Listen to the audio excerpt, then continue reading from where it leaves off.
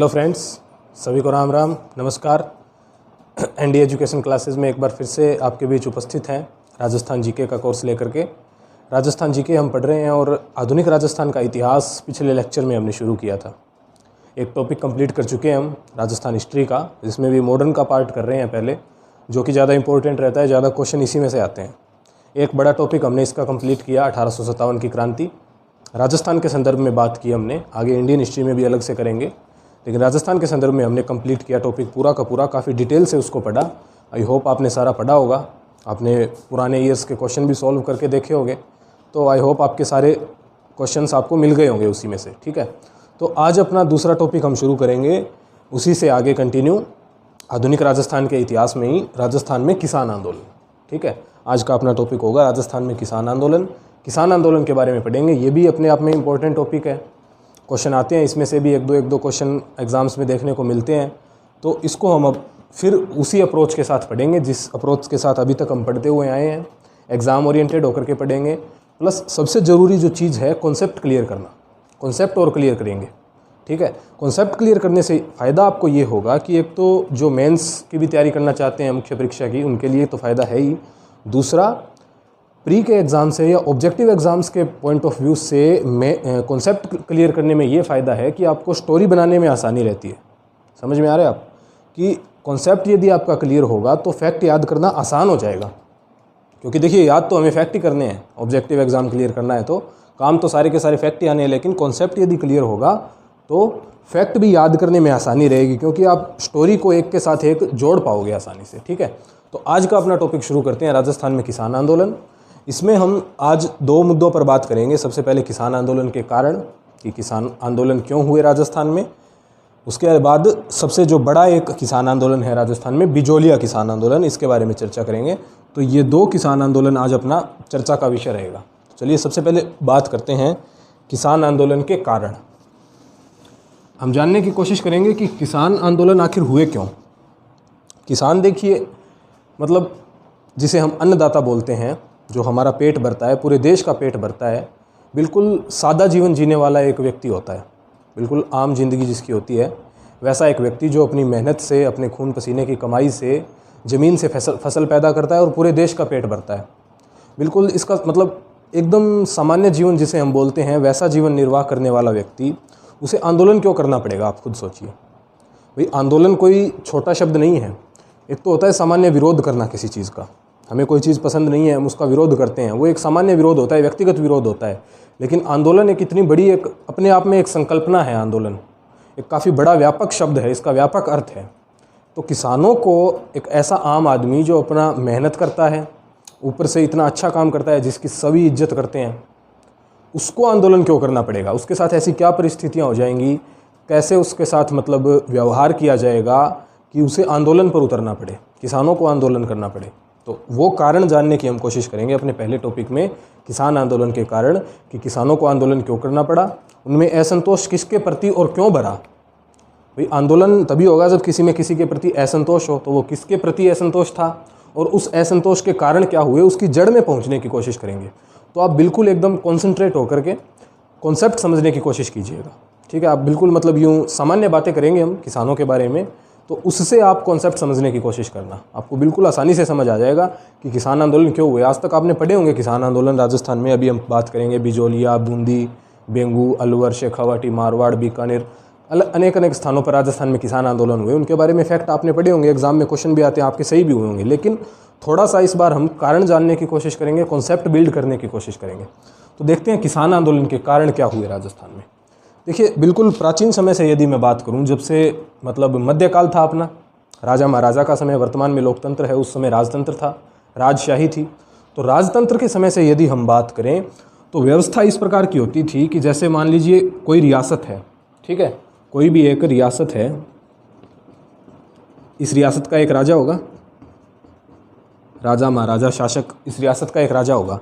अब जब इस राजा की मृत्यु होगी या ये अपनी गद्दी से उतरेगा, तो परंपरा ये है कि इसके बड़ा पुत्र होगा,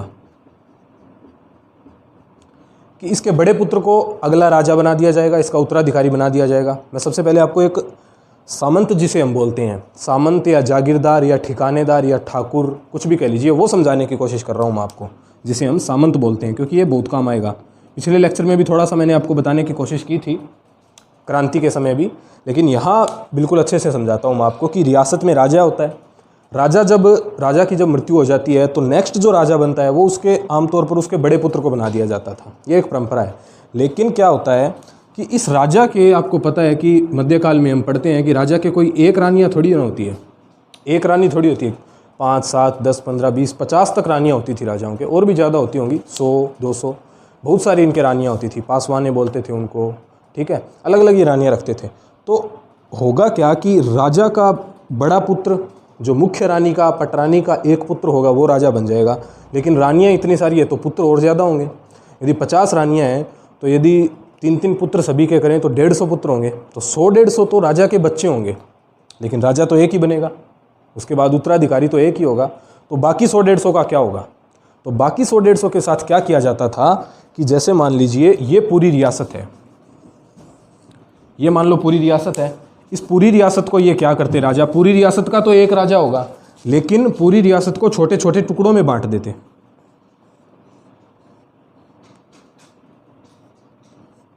पूरी रियासत को कुछ छोटे छोटे टुकड़ों में बांट दिया जाता। जैसे आज आप मान लीजिए तहसीलों के रूप में बांटा होता है किसी एक जिले को या राज्य को जैसे जिलों के रूप में बांट दिया जाता है, जिलों को फिर आगे तहसीलों के रूप में बांट दिया जाता है, ऐसे ही पूरी रियासत को छोटे टुकड़ों में बांट दिया जाता है। इन टुकड़ों को क्या बोलते हैं? ठिकाना या जागीर, मतलब ज़मीन से संबंधित ही शब्द है, ठिकाना या फिर इसे बोला जाता जागीर। अब क्या किया जाता कि राजा के बड़े पुत्र को तो राजा बना दिया जाता, लेकिन उसके जो और भाई बचते, मतलब राजा के और जो पुत्र बचते, उनको इन ठिकानों का मतलब कारोबार सौंप दिया जाता, ठीक है, उनको इन ठिकानों में नियुक्त कर दिया जाता।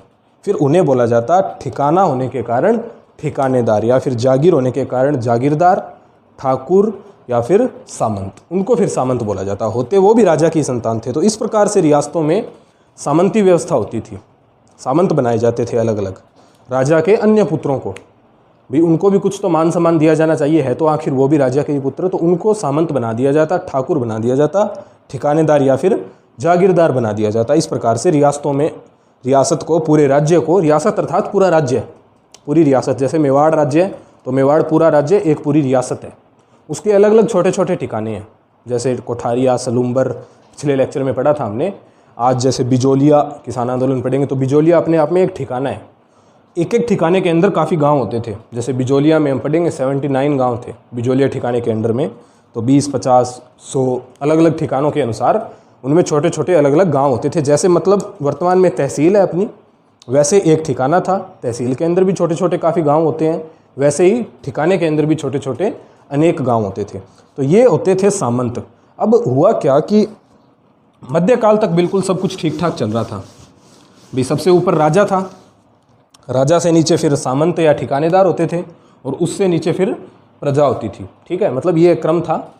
मध्यकाल तक सब कुछ ठीक ठाक चल रहा था। हुआ ये कि जब अंग्रेज़ों का देश में आगमन हुआ, विशेषकर जब राजस्थान में अंग्रेज़ों की गतिविधियाँ बढ़ गई 1817-18 में, हमने देखा कितनी सारी संधियाँ हुई राजस्थान के राजाओं के साथ।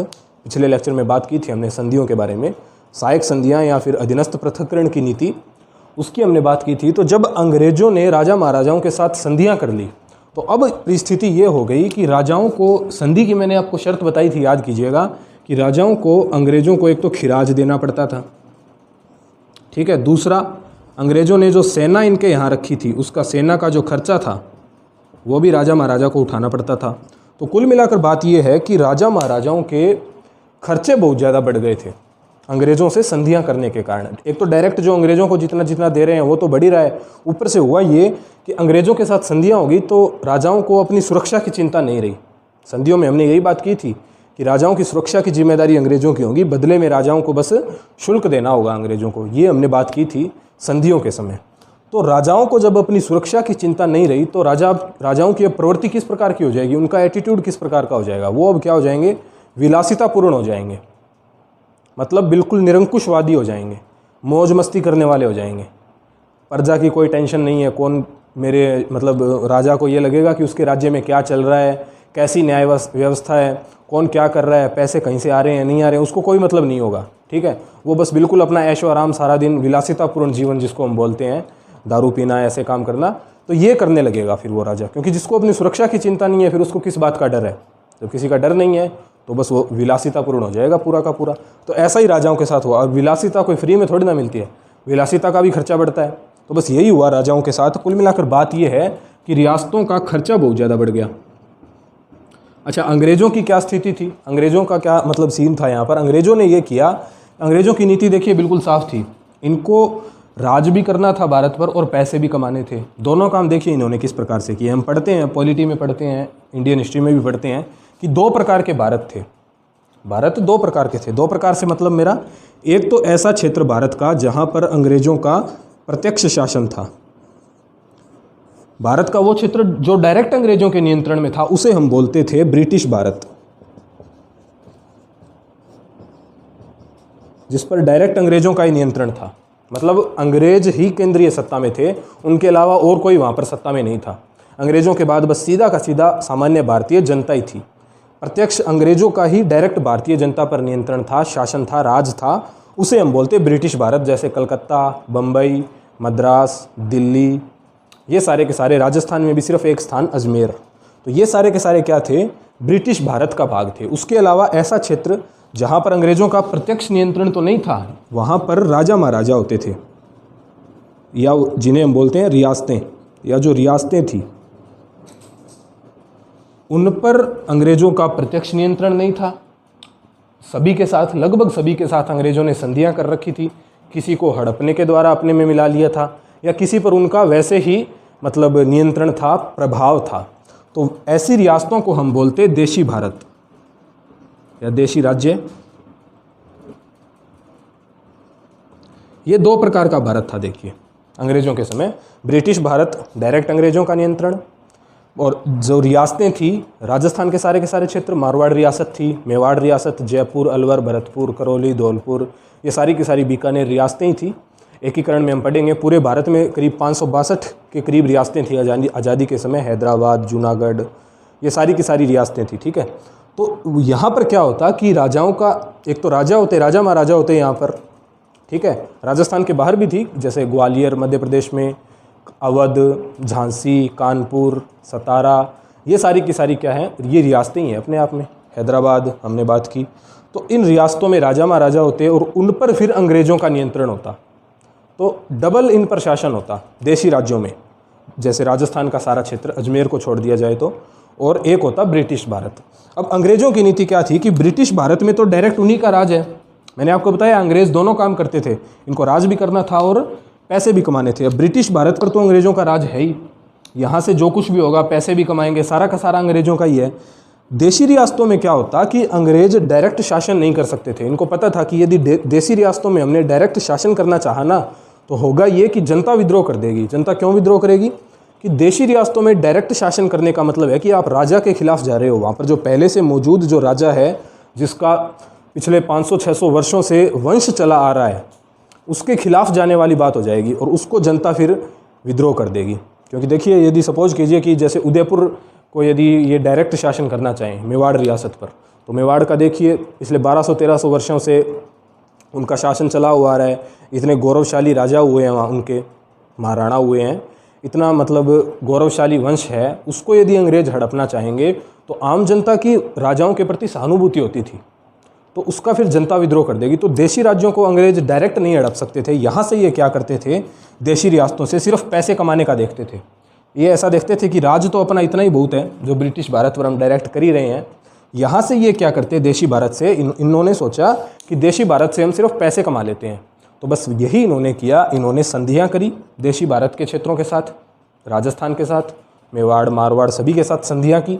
संधियों में प्रावधान किया कि आप हमें पैसे दोगे, बस बाकी आप अपना कोई भी काम करो, हमें प्रति वर्ष इतना इतना फिक्स एक अमाउंट होता था कि प्रति वर्ष एक फिक्स अमाउंट आप हमें पैसे के रूप में दोगे, सेना का खर्चा दोगे। इस प्रकार से पैसे कमाने लगे देशी भारत से, और ब्रिटिश भारत पर तो इनका डायरेक्ट नियंत्रण था ही। अब देशी भारत में पैसे कमाने के चक्कर में इन्होंने क्या किया कि जैसे सपोज कीजिए कि किसी एक रियासत से ही इन्होंने बोला संधि के समय कि आप हमें प्रति वर्ष 10 लाख रुपए दोगे। ये मैं ऐसे ही एक आंकड़ा बता रहा हूँ आपको, ठीक है। 10 लाख रुपए आप हमें प्रति वर्ष दोगे, ऐसा मान सपोज कीजिए इन्होंने किसी रियासत के साथ संधि के समय फिक्स कर लिया। तो अब राजा क्या करेगा कि 10 लाख रुपए राजा कहाँ से लाएगा भाई? राजा कोई भारत में या राजस्थान में तो बिल्कुल भी ऐसा कोई औद्योगिकरण नहीं था, इंडस्ट्रियलाइजेशन जिसे हम बोलते हैं। आय का उस समय क्या स्रोत था? एकमात्र एक ही स्रोत था, कृषि। ठीक है, बिल्कुल सारा का सारा जो राज्य की जो सारी की सारी आय थी, संपत्ति थी, वो कृषि से ही आती थी। और वो भारत में कुछ भी नहीं था, ऐसा कोई बहुत बड़े क्षेत्र पर कोई औद्योगिकरण नहीं हुआ था, कोई बड़े बड़े उद्योग स्थापित नहीं हुए थे, राजस्थान में तो और भी कम। तो आय का स्रोत एक बचा सिर्फ कृषि। तो 10 लाख रुपए राजा कहाँ से लाएगा?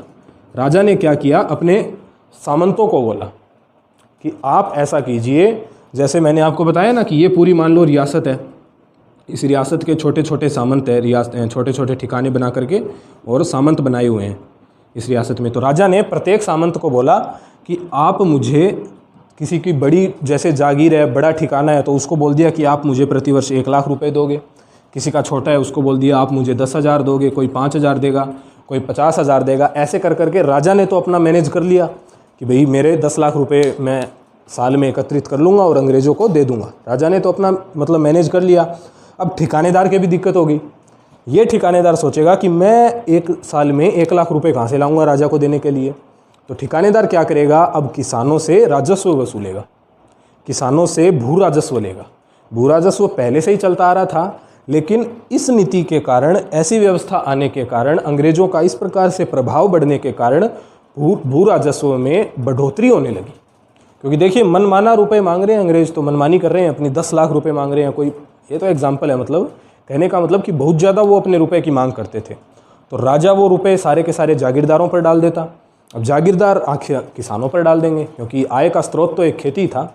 किसानों पर सारा का सारा उन्होंने बोझ डाल दिया। किसानों से इतना ज़्यादा मतलब लगान वसूलने लगे, इतना ज़्यादा भू राजस्व वसूलने लगे कि किसानों की स्थिति मतलब ऐसी हो जाती कई बार तो कि 100% में से 90% अनाज अपना उनको देना पड़ता राजा को। सिर्फ 10% उनके पास बचता, जिसमें वो खुद भी भूखे रहते। एक्स्ट्रा पैसे आने की तो बात दूर है, उनको खुद को भी 2 वक्त की रोटी नहीं मिल पाती। ऐसी हालत किसानों की हो जाती थी राजस्थान के इस क्षेत्र में, अंग्रेज़ों की ऐसी भू राजस्व की नीति के कारण। ठीक है, तो ये हमने बेसिक बात की कि किस प्रकार से रियासतों में सामंती व्यवस्था होती और फिर उन सामंतों के द्वारा किस प्रकार से राजस्व वसूला जाता। उसकी अभी और भी बात करेंगे, लेकिन बेसिक ये बात थी कि अंग्रेज़ आए सबसे पहले, सबसे ऊपर अंग्रेज़ सत्ता है, अंग्रेज़ पावर में है। अंग्रेज़ सिर्फ देशी राज्यों से रुपए मांगेंगे, सालाना कि इतने रुपए हमें दीजिए। राजा फिर अपने सामंतों से पैसे मांगेगा, सामंत आगे जनता से, किसानों से पैसे मांगेंगे। ठीक है, अभी और बताता हूँ इसके बारे में, ये साफ कर देते हैं एक बार।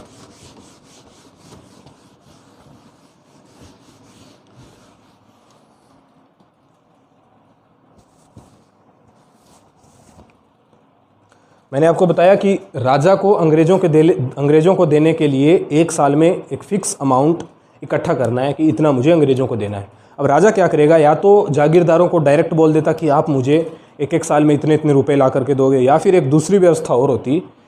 उसमें क्या होता कि जैसे सपोज ये पूरी की पूरी रियासत है, ठीक है, इसका ये कोई एक ठिकाना है, इसका नाम ए है। ठीक है, ये रियासत का एक ए ठिकाना है। राजा क्या बोलेगा कि इस ए ठिकाने के ठिकानेदार के लिए या इस एक ठिकाने की जागीरदारी के लिए राजा क्या करता, बोली लगाता। सरकार क्या करती, इसके लिए बोली लगाती। राजा बोलता कि मैं इस ए ठिकाने के लिए बोली लगा रहा हूँ कि कौन व्यक्ति मुझे इस ए ठिकाने में से कितना राजस्व ला करके दे सकता है। इस प्रकार की बोली लगाई जाती है। जैसे सपोज कीजिए राजा ने बोला कि इस ए ठिकाने से मैं बोली की शुरुआत करता हूँ 50,000 रुपये से, कि 50,000 रुपये यदि कोई मुझे इस ठिकाने से ला करके दे देगा तो ये ठिकाना उसका हो जाएगा, वो यहाँ का ठिकानेदार या जागीरदार हो जाएगा। ठीक है, अब कोई व्यक्ति आगे बोलेगा कि मैं 52,000 ला दूंगा। बोली तो इसी प्रकार लगती है ना, जो सामने 10-15 लोग बैठे होंगे वो बोलेंगे कि मैं 52,000 ला दूंगा, मुझे दे दीजिए। फिर आगे बढ़ता जाएगा, कोई 55,000 बोलेगा, कोई 60 बोलेगा, 65 बोलेगा। ऐसे करते करते मान लीजिए, एग्जाम्पल ही दे रहा हूँ मैं, मान लीजिए 70,000 पर बोली छूट गई। 70,000 रुपये सालाना इस ठिकाने के ला करके देगा, ऐसा किसी ने मतलब बोली में बोल दिया और उसका ये अब ठिकाना हो गया। अब उसको, राजा को कोई मतलब नहीं है 70,000 रुपये राजा को वो आदमी वो ठिकानेदार ला करके देगा और ए ठिकाना अब उस ठिकानेदार का हो गया, उस व्यक्ति का अब ये ए ठिकाना हो गया। बस वो अपने आप अब 17,000 रुपये कैसे भी ला करके दे। अब ये ठिकानेदार क्या सोचेगा कि 17,000 रुपये मैंने बोल तो दिए कि मैं राजा को ला करके दे दूंगा, लाएगा कहाँ से भाई? ठिकानेदार कोई खुद थोड़ी ना कमा के ले आएगा। ठिकानेदार क्या करेगा, यहाँ की प्रजा पर अत्याचार करेगा। और प्रजा कौन सी है? किसान ही तो है, और कौन है भारत में? तो यहाँ के किसानों पर शोषण करेगा, इनसे पैसे लेगा, इनसे अत्यधिक मात्रा में राजस्व वसूलेगा, लगान जिसे हम बोलते हैं। देखिए सामान्य तौर पर लगान होता था 50%, ये सामान्य लगान होता था। इसमें भी हमारे किसानों की हालत देखिए, वो इसमें भी खुश होते थे कि 50% अपनी कमाई का राजा को देकर के किसान अपने आप को खुश महसूस करते थे कि चलो हमें कोई फ़र्क नहीं पड़ता। लेकिन ऐसी ऐसी व्यवस्था आने के बाद, अंग्रेज़ों का ऐसा ऐसा प्रभाव बढ़ने के बाद ये 50% से ज़्यादा हो गया। दूसरा, इसमें और ज़्यादा छोटे छोटे टैक्स लगाने लगे, जिसे हम लाग बाग बोलते हैं, अभी बताऊंगा उनके बारे में। लाग बाग भी लगने लगी, तो प्रजा पर डायरेक्ट ऐसे मतलब शोषण होने लगा, किसानों पर शोषण होने लगा। ये 70,000 का क्या करेगा, ठिकानेदार सोचेगा कि चलो मैं भी तो कुछ कमाई करूं, तो ये 70,000 की बजाय किसानों से 1,00,000 रुपये वसूलेगा पूरे। एग्जाम्पल दे रहा हूं मैं आपको। ये क्या करेगा, किसानों से 1,00,000 रुपये वसूलेगा, 17,000 राजा को देगा, बाकी अपने इसके आप बच गए। तो इस प्रकार की व्यवस्था होती है। तो किसानों पर देखिए कितना ज़्यादा बोझ पड़ रहा है, वो कितने ज़्यादा रुपए अपनी कमाई में से इतना ज़्यादा अनाज अपनी कमाई में से ठिकानेदार को दे रहे हैं बिना किसी कारण के। ठीक है, तो इस प्रकार से इतना ज़्यादा किसानों के खिलाफ शोषण होता, इतना ज़्यादा उन पर और भी ज़्यादा कई टैक्स लगाए जाते, जिनकी भी अभी मैं बात करूँगा, जिसे हम लाग बाग बोलते हैं। तो आखिर में स्थिति इतनी ज़्यादा दयनीय हो गई, इतनी ज़्यादा बुरी स्थिति हो गई कि किसानों को आंदोलन करने पर उतरना पड़ा। मैंने आपको बताया कि आंदोलन कोई छोटी संकल्पना नहीं है, बहुत बड़ा शब्द है, बहुत बड़ा एक कार्यक्रम इसमें चलता है। तो वो करना पड़ा किसानों को, क्योंकि हालत बहुत ज़्यादा ख़राब हो गई थी। जब जीने मरने पर बात आ जाए तब व्यक्ति आंदोलन पर उतरता है। सामान्य परिस्थितियों में कोई भी अपने जीवन में कष्ट नहीं चाहता, कौन आंदोलन करेगा किसी के खिलाफ? किसी से क्या परेशानी हो सकती है? लेकिन जब जीने मरने पर बात आ जाए तो विरोध बड़ा करना पड़ता है, आंदोलन फिर करना ही पड़ता है। तो वैसी स्थिति किसानों की हो रखी थी। 19वीं शताब्दी के मध्य में आंदोलन पर उतरना पड़ा। तो ये मैंने एक बेसिक कारण आपको बताया किसान आंदोलन होने का। अभी हम और बात करेंगे इस पर, लाग बाग के बारे में।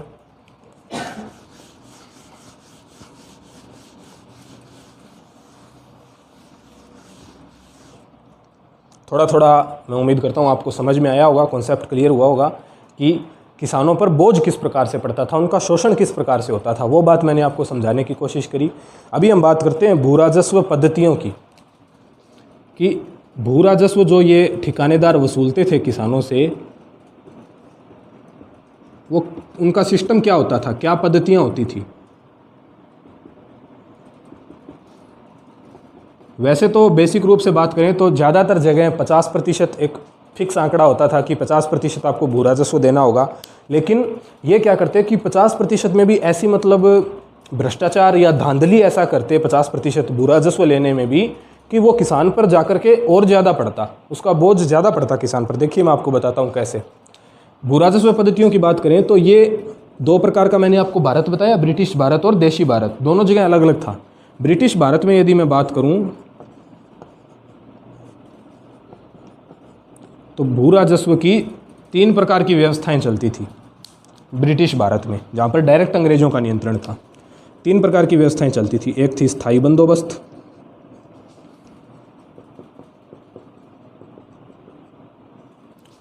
दूसरी रैयतवाड़ी और महालवाड़ी।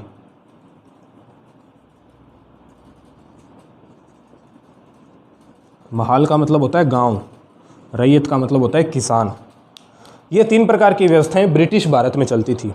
और ब्रिटिश भारत मतलब राजस्थान ब्रिटिश भारत का हिस्सा नहीं था, बस एक अजमेर को छोड़ करके।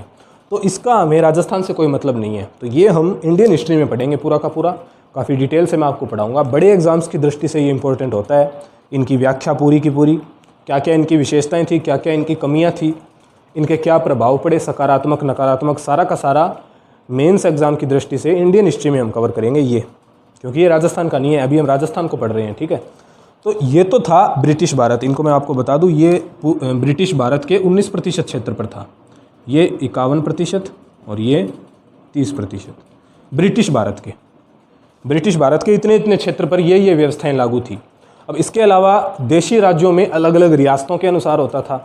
राजस्थान में अगर मोटे तौर पर हम बात करें मूल रूप से कि किस प्रकार की व्यवस्था थी, उसको बात करते हैं। राजस्थान में किस प्रकार की व्यवस्था थी? सभी रियासतों में या संपूर्ण देशी राज्यों में एक जैसी नहीं होती थी, लेकिन राजस्थान के क्षेत्र में पास के क्षेत्रों में लगभग एक समान व्यवस्थाएं पाई जाती थी। उसका हम अध्ययन करते हैं। तो राजस्थान में जो व्यवस्थाएं पाई जाती उनमें सबसे पहले है कांकड़कूट।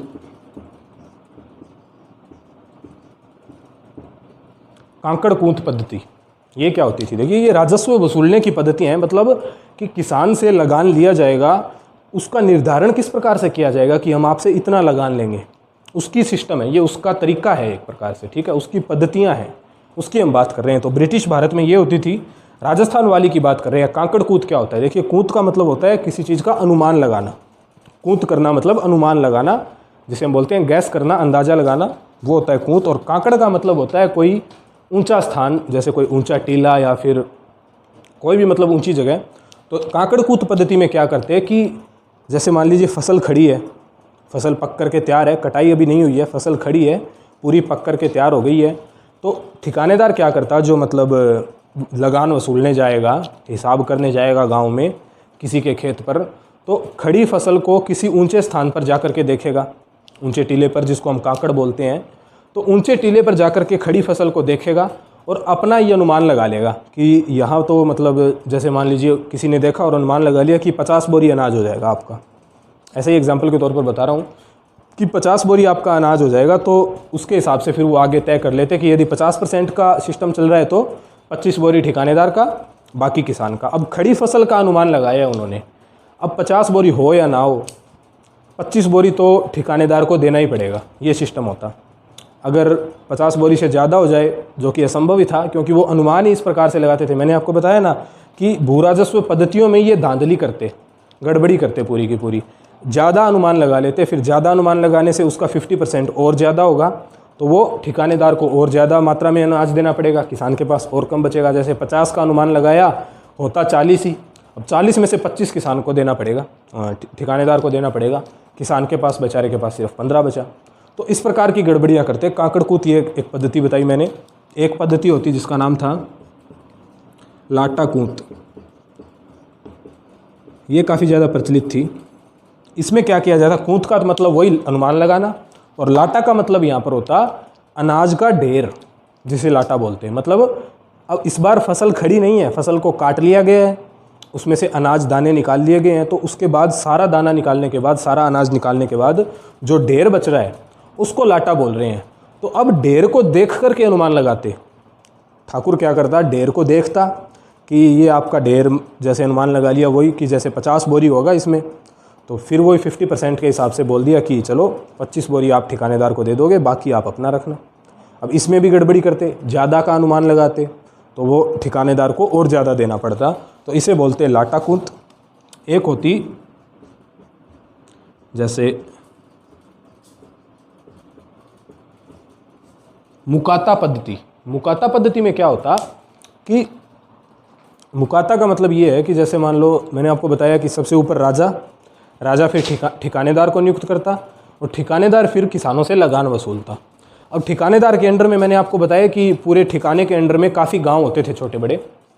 तो ठिकानेदार डायरेक्ट सभी गांवों से खुद लगान ना वसूल के, यदि एक एक गांव में एक एक मुखिया बना दे, जैसे मैंने आपको बताया कि बिजोलिया ठिकाने के अंडर में 79 गांव थे, 79 गांव थे। तो इतने गांवों से एक अकेला ठिकानेदार लगान वसूले तो काफ़ी मुश्किल काम है। तो वो क्या करता, प्रत्येक गांव का एक मुखिया बना देता कि ये मेरा आदमी है, ये एक गांव का एक मुखिया है, ये आपसे लगान वसूलेगा। तो उस पद्धति को फिर बोलते हैं मुकाता पद्धति। उसमें और ज़्यादा गड़बड़ी होती है। उसमें क्या गड़बड़ी होती है कि बीच में एक आदमी और आ गया, तो उसको भी कुछ देना पड़ेगा कमीशन। तो कमीशन फिर वही बात, आएगा कहाँ से? आना सारा का सारा किसान की जेब से ही है, किसान की कमाई से ही आना है। बोझ सारा किसान पर ही पड़ रहा है, क्योंकि बाकी लोग कुछ कर नहीं रहे हैं, शासक वर्ग कुछ नहीं कर रहा है, सारा काम किसान कर रहा है, शासक वर्ग बस उसको खा रहे हैं। ठीक है। बोलियों में मैंने आपको बताया कि ठिकानेदार किस किस प्रकार से बोलियां लगाते थे। 50,000 से शुरू करके कोई 70,000 लाख तक ले जाता। भाई उनको ले जाने में क्या जोर आ रहा है? लाना तो उनको किसान से पड़ेगा, वो क्या खुद कमा के लाएंगे 50,000 से जो 1 लाख तक बोलियाँ ले जा रहे हैं। तो किसानों का बहुत ज़्यादा शोषण होता था। तो मुकाता पद्धति मैंने आपको बताई, गांव का एक मुखिया और बीच में आ गया। एक पद्धति और होती है जैसे काकड़ कूट, लाटा कूट, मुकाता, बस मुख्य यही पद्धतियाँ हैं। बाकी तो ये सारी की सारी जो है ये ब्रिटिश भारत में प्रचलन में थी, ठीक है। तो ये मैंने आपको भू राजस्व की पद्धतियाँ बताई। अब कुछ लाग बाग बताता हूँ आपको कि लाग बाग क्या होता था।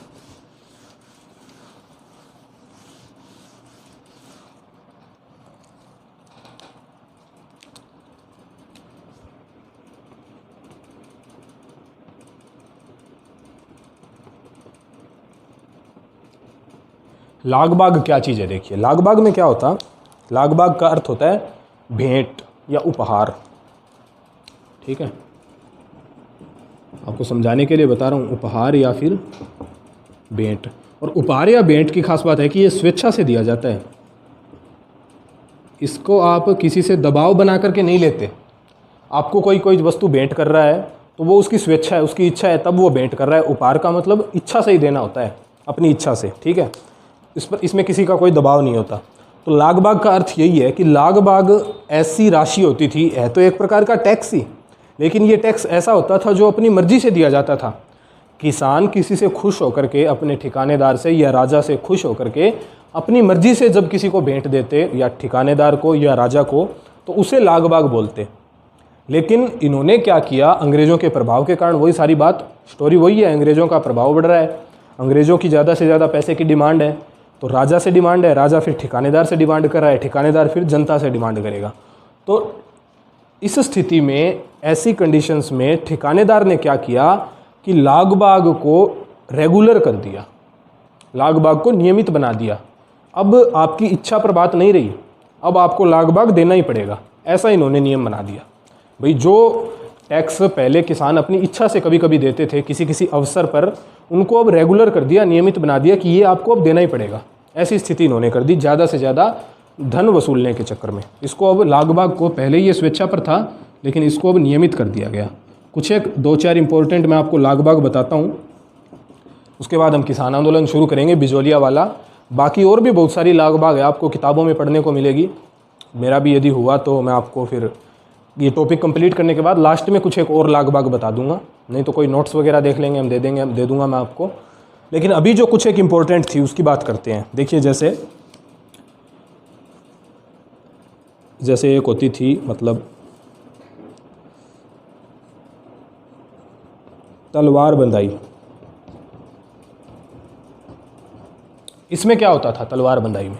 तलवार बंधाई वास्तव में ठिकानेदार के ऊपर लाग लगती थी। ये ठिकानेदार को ये रकम देनी होती थी तलवार बंधाई की, राजा को। भाई राजा कोई सामंत नियुक्त करेगा नया किसी ठिकाने का, अभी मैंने आपको सारा बताया।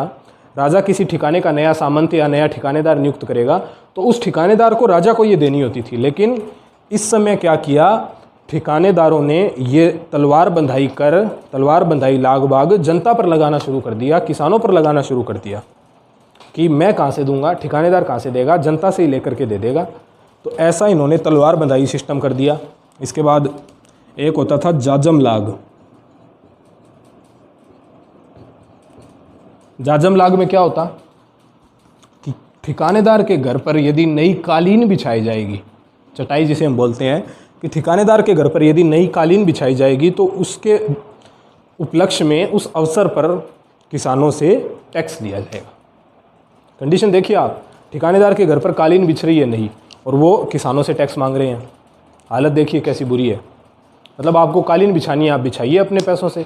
किसानों का उसमें क्या रोल है ठिकानेदार के घर पर कालीन बिछाने का? लेकिन नहीं, यदि ठिकानेदार के घर पर कालीन बिछेगी तो किसानों से टैक्स लिया जाएगा। एक सभी को बुला करके जैसे बोल दिया जाएगा कि सभी 1-1 रुपया दीजिए। इतनी रकम चलती थी उस समय। तो इस प्रकार का अत्याचार होता। ठिकानेदार की घरवाली को नया चूड़ा पहनने का मन हो रहा है तो चूड़ा लाग लगती, ठीक है, कि सभी किसानों को बुलाओ, आपका चूड़ा पहनने का मन हो रहा है तो चलिए 1-1 रुपया दीजिए सभी किसान। इस प्रकार की ऐसे अत्याचार होते हैं। इसमें कोई लॉजिक नहीं है कि इस स्थिति में किसान क्यों लगान दे, क्यों टैक्स दे, क्यों नया लाग बाग दे, ठीक है। ठिकानेदार के बेटे को जेब खर्ची के लिए पैसे चाहिए या उसकी पढ़ाई के लिए खर्चा चाहिए तो लाग बाग दीजिए। इस प्रकार के लाग बाग लगते। एक होता खिचड़ी लाग, ये जो मैंने आपको बताया ना कि पढ़ाई के लिए जो ठिकानेदार के बेटे के पढ़ाई के लिए यदि पैसे चाहिए तो किसानों पर लाग बाग लगाई जाती। इसे बोलते कुंवर जी का कलेवा। कुंवर जी अर्थात ठिकानेदार का बेटा, कुंवर जी का कलेवा बोलते इसे, ठीक है। एक होता खिचड़ी लाग।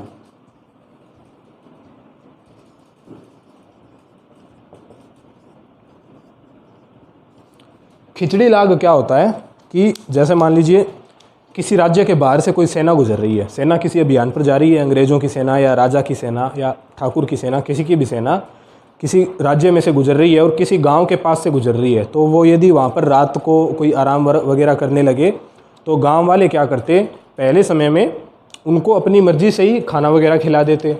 वैसे तो उनके पास अपने खुद की रसद सामग्री होती है, लेकिन गाँव वाले ऐसे ही सेवा करने के उद्देश्य से सेना को खाना वगैरह खिला देते, उनको आराम करने के लिए जगह दे देते। इस प्रकार की ये व्यवस्था की जाती, इसे बोलते खिचड़ी लाग।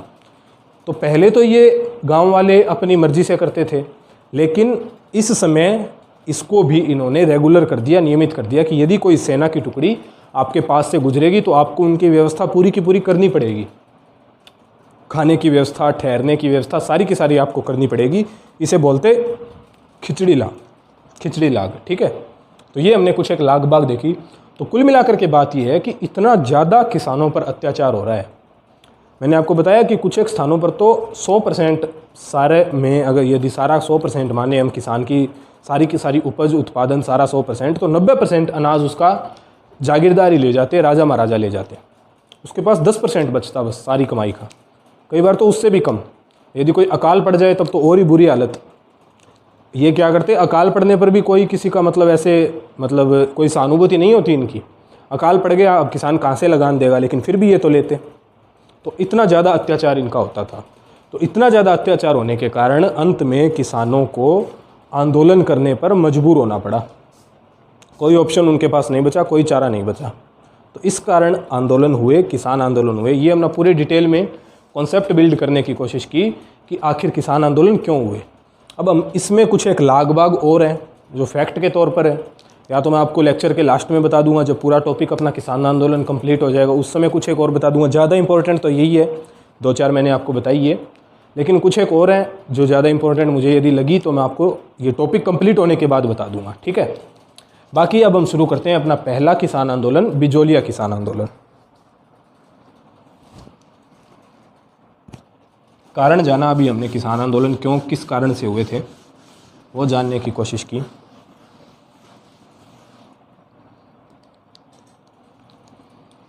पहला किसान आंदोलन राजस्थान का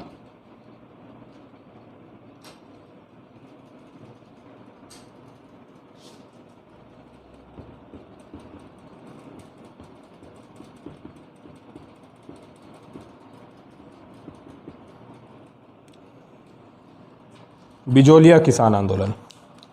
बिजोलिया ये स्थान का नाम है। कहाँ पर है ये प्राचीन समय में मेवाड़ रियासत का एक ठिकाना था, जिसकी अभी हमने बात की ठिकानों की। मेवाड़ रियासत का ये ठिकाना था, प्रथम श्रेणी का ठिकाना था मेवाड़ रियासत का। वर्तमान यदि बात करें तो वर्तमान जो भीलवाड़ा ज़िला है अपना, वर्तमान भीलवाड़ा ज़िले में है। और ज्योग्राफी के एक लेक्चर में मैंने एक बार आपको बताया था कि ऊपरमाल का पठार चित्तौड़गढ़ के भैंसरोडगढ़ से लगा करके भीलवाड़ा के बिजोलिया तक का, इनके बीच का ऊपर उठा हुआ पठारी बाग है और उपजाऊ बाग भी है। तो उपजाऊ होने के कारण इसे माल बोलते हैं और ऊपर उठा हुआ होने के कारण ऊपर बोलते हैं। तो इस कारण इस क्षेत्र को बोला जाता है ऊपरमाल का पठार।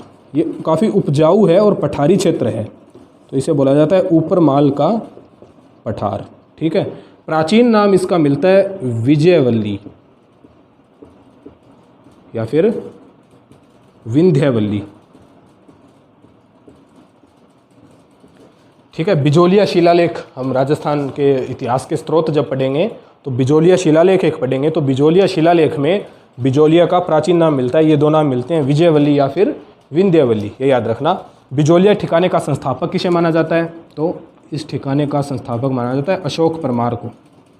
यहाँ का पहला ठिकानेदार हुआ अशोक परमार, बिजोलिया ठिकाने का। ये अशोक परमार कौन था, 1527 में खानवा का युद्ध हुआ बाबर और महाराणा सांगा के बीच। महाराणा सांगा ने इस युद्ध में, हमको पता है, पाती पेरवन प्रथा का इस्तेमाल किया था, अर्थात सारे राजाओं को अपनी सहायता के लिए बुलाया था, सारे हिंदू राजाओं को, सारे राजस्थान के राजाओं को, राजपूत राजाओं को अपनी सहायता के लिए सांगा ने बुलाया। पाती पेरवन प्रथा जिसे हम बोलते हैं, तो इस प्रथा के तहत जगनेर भरतपुर से, जगनेर वर्तमान भरतपुर में है, जगनेर भरतपुर से ये अपनी सेना लेकर के आए थे अशोक परमार सांगा की सहायता के लिए। तो इनकी सहायता से प्रसन्न होकर के युद्ध के बाद सांगा ने ये बिजोलिया का क्षेत्र इनको, अशोक परमार को एज ए मतलब गिफ्ट के रूप में दिया था, बिजोलिया का क्षेत्र। तो बिजोलिया ठिकाने का सबसे पहले ठिकानेदार कौन थे, इसका संस्थापक कौन है, अशोक परमार को माना जाता है। अशोक परमार कौन थे, महाराणा सांगा की सहायता की थी इन्होंने खानवा के युद्ध में बाबर के खिलाफ। ठीक है, तो ये हमने थोड़ा बेसिक इंट्रोडक्शन जाना बिजोलिया के बारे में। बिजोलिया कहाँ पर है, वर्तमान नाम इसका पठारी क्षेत्र है, संस्थापक इसका कौन था। अब आगे बात करते हैं। ये हमने बिजोलिया का इंट्रोडक्शन देखा थोड़ा लोकेशन वाइज।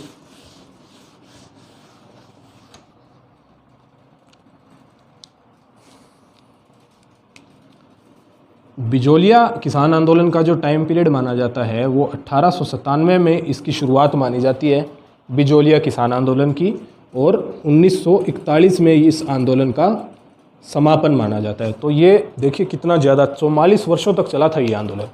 तो 44 वर्षों तक चलने वाला, अर्थात सबसे लंबा चलने वाला, सबसे लंबी अवधि तक चलने वाला, सिर्फ राजस्थान का ही नहीं पूरे भारत का सबसे लंबा किसान आंदोलन इसे माना जाता है। राजस्थान का पहला किसान आंदोलन था, राजस्थान का प्रथम किसान आंदोलन। सबसे लंबा तो पूरे राजस्थान का, पूरे भारत का ही सबसे लंबा है, 44 वर्षों तक चला था एक ही आंदोलन। उसके अलावा ये पूरा का पूरा आंदोलन जो है वो अहिंसक था, अर्थात इसमें हिंसा की कोई भी घटना नहीं हुई, किसी की भी जान नहीं गई, कहीं कोई हत्याकांड, कोई लाठी कांड, इस प्रकार का कोई कांड नहीं हुआ। अहिंसक आंदोलन रहा पूरा का पूरा, कोई किसी की जान वगैरह नहीं गई। ठीक है, तो ये कुछ एक और फैक्ट मैंने आपको इसके बताए। अच्छा, इस किसान आंदोलन को हम अध्ययन की दृष्टि से या इसमें जो जो घटनाक्रम हुए उनको एक यदि सुटेबल रूप में, क्योंकि देखिए इतना बड़ा है ना, तो जो जो इसमें घटनाक्रम हुए उनको हम 3 भागों में वर्गीकृत करके पढ़ते हैं, 3 भागों में डिवाइड करके पढ़ते हैं, जिसको बोला जाता है कि इस आंदोलन के 3 चरण, पहला चरण, दूसरा चरण और तीसरा चरण। 3 चरणों में इस आंदोलन को पूरे को हम पढ़ते हैं, उसकी बात करते हैं। पहला चरण इसका माना जाता है 1897 से लगा करके 1916 तक।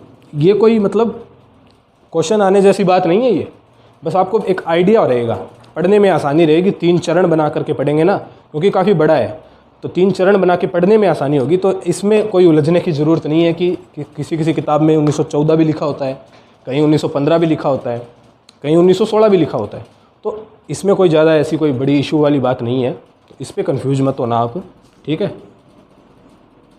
दूसरा चरण माना जाता है 1916 से 1927। अब ये भी कुछ एक किताबों में 1916 से 1923 ही लिखा मिलता है, तो ये कोई बड़ी बात नहीं है। ठीक है, और तीसरा और अंतिम चरण इसका 1927 से फिर 1941।